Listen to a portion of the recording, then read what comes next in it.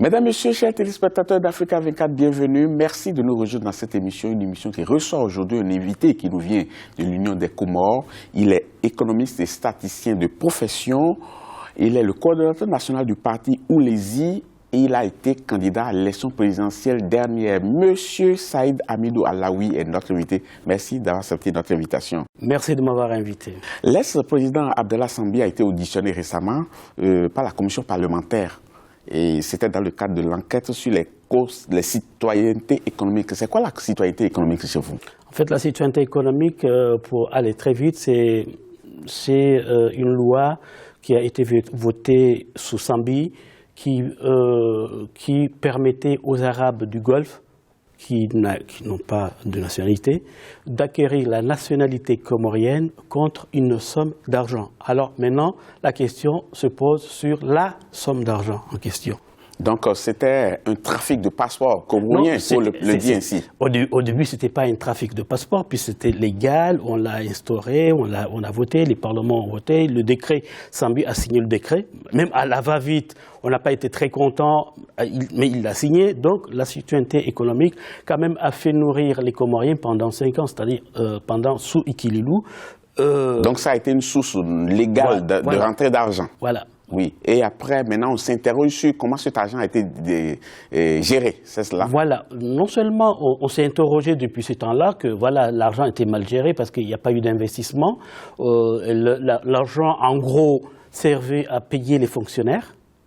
Voilà, et puis maintenant, mais il y a eu une fuite, on a trouvé qu'en fait, il y a des personnes qui vendaient justement ces passeports comoriens, mais que l'argent ne rentrait pas dans les caisses de l'État. Aujourd'hui, on compte beaucoup de Comoriens, entre guillemets, économiques, qu'on en devrait. Voilà.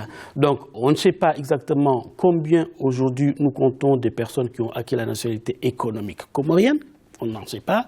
Et on ne sait pas combien ça nous a rapporté. C'est pourquoi les parlements ont voulu auditionner les présidents. Ils ont au préalable auditionné le président Azali Assoumani, qui est actuellement au pouvoir, et puis ils ont souhaité aussi auditionner Sambi. Mais justement, par rapport à cette audition, l'ancien président Sambi veut être entendu publiquement. Ah oui, mais c'est un démagogue. Sarkozy ici était entendu. Mais est-ce qu'il a demandé à être entendu à la télé? Mais s'il demande à être entendu publiquement, c'est parce que sans doute ça frise quelque chose, ça frise peut-être de l'acharnement ou bien un règlement de compte. En tout cas, il y a un malaise. Oui, certainement, il y a un malaise. Il voulait absolument qu'il soit entendu publiquement pour dire aux Comoriens, voilà, moi j'ai bien géré. Vous avez été payé pendant 5 ans, donc sous Ikililou, ou même un petit peu une partie de son mandat. Je suis le meilleur de tous, voilà. Parce qu'il a estimé qu'il ne voudrait pas que ses propos soient déformés. Oui. Ça qu'il y a quand même une crise de confiance, non? Entre la commission parlementaire qui va l'entendre et lui-même. Oui, mais pourquoi on allait déformer, c'est dire. Puisque justement les parlements ils veulent investiguer là-dessus pour savoir un petit peu la réalité. C'est justement, ils sont en quête de réalité, de vérité. Donc il n'y a pas lieu à ce qu'on déforme la réalité. D'ailleurs, spontanément, le président Azali s'est présenté, il a voulu être auditionné.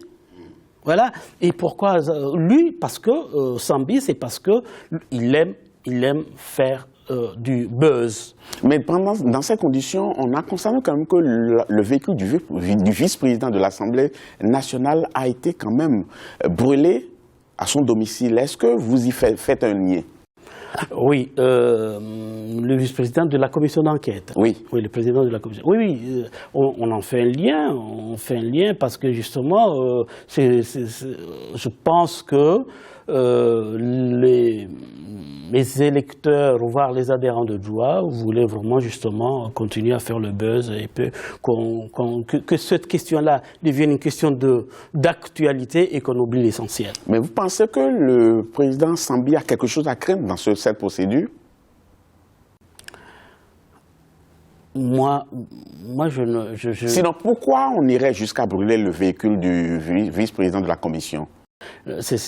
Non, mais moi je vais pas confondre, et en plus je ne vais pas quand même donner mon avis. Mais est-ce que vous faites un lien entre les deux faits? entre la commission qui est en train d'auditionner l'ancien président et le véhicule du vice-président de la commission qui a été brûlé à son domicile. On fait un lien, on fait que c'est sûr, c'est tout simplement parce qu'à un moment donné, on disait que Sambi ne devait pas être auditionné publiquement, et donc voilà. Donc on fait lien, mais je ne peux pas me prononcer au-delà de... Mais bien entendu qu'il n'a pas été auditionné publiquement, en fin de compte. Ah si, il a été auditionné, et puis après, il a fait une conférence, un petit meeting. Oui, mais ça ne veut pas dire auditionner publiquement. Oui, mais attendez, c'était pour dire qu'en fait, on m'a posé telle question, moi je ne l'ai pas suivi parce que justement j'étais en voyage, mais il disait que moi, on m'a posé telle question et j'ai répondu telle. Voilà. Mais n'est-ce pas la preuve qu'il y a quand même une tension qui est en train de monter dans le pays? Oui, mais ça, c'est une tension Azali-Sambi.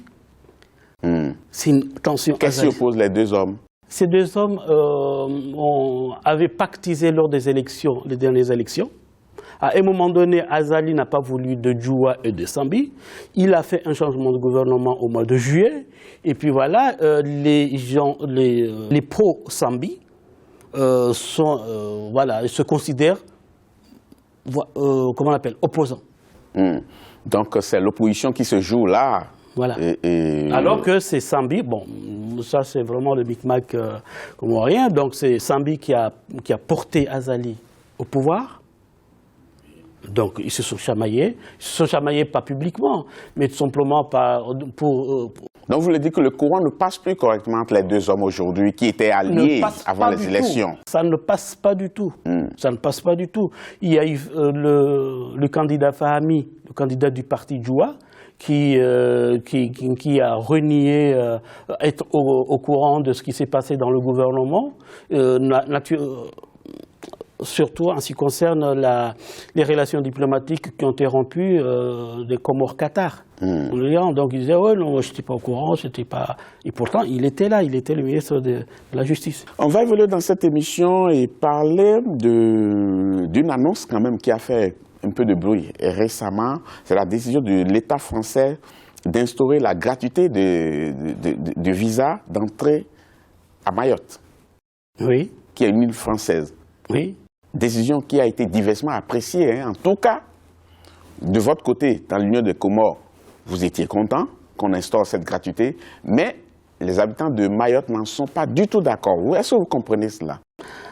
Bon, la question a 2 ou 3 parties.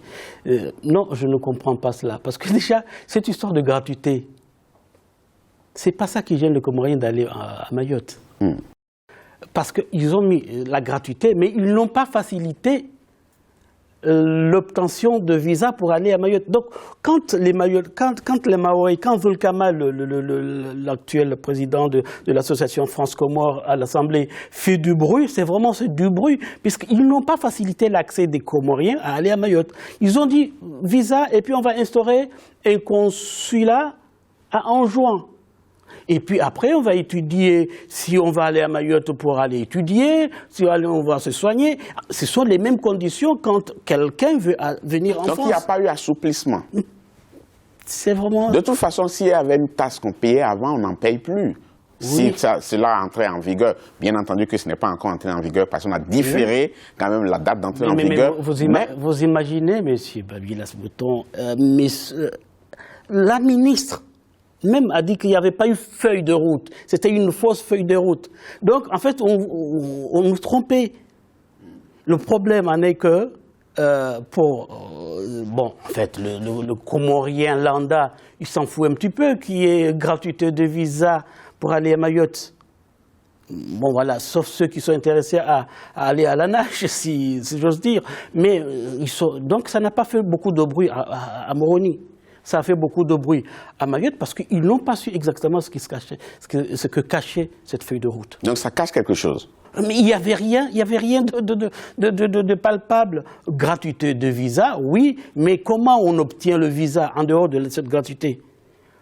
Moi, quand quelqu'un vient en France, il paye à peu près, je ne sais plus, 90 € ou 190 €, je ne sais plus, mais ce n'est pas la mer à boire pour venir en France si ce n'était que ça. Mais c'est plutôt autre chose. De toute façon, entre l'Union des Comores et l'île de Mayotte, il y a quand même quelque chose qui reste quand même à clarifier entre les deux îles aujourd'hui, où vous, les Comoriens, vous estimez que c'est un territoire comorien.